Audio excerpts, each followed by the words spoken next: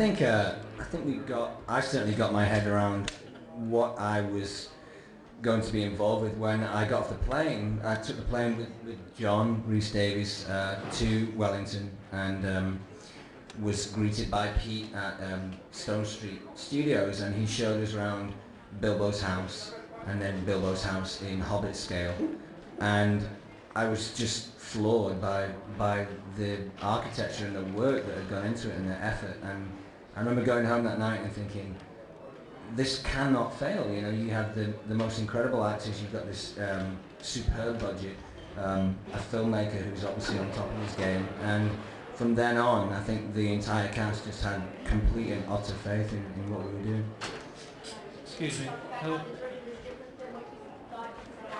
I don't know that it was ever different than I expected. I remember sitting down with Pete the first time I met Peter.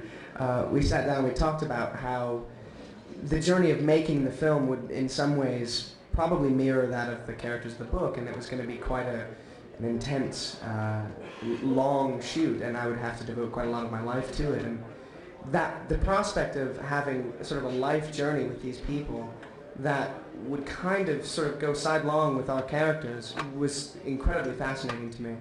And it became more than that, you know. I made some of the best friends of my life. It's weird because these movies have become so massive and have been received so well, and we're so proud of that. But in our minds, they're these films that we are so passionate about that we managed to have this incredible journey with together, and we're so sad that they've come to an end, you know. Who had the most fun off camera? Probably Vigo. Yeah.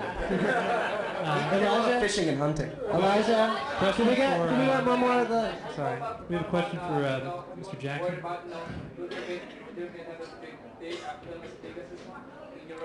Well, I don't think either of us became actors so that we could get involved with huge box office pictures, you know. I'm an actor because it's something that I need to do. It doesn't matter in what field I'm doing it.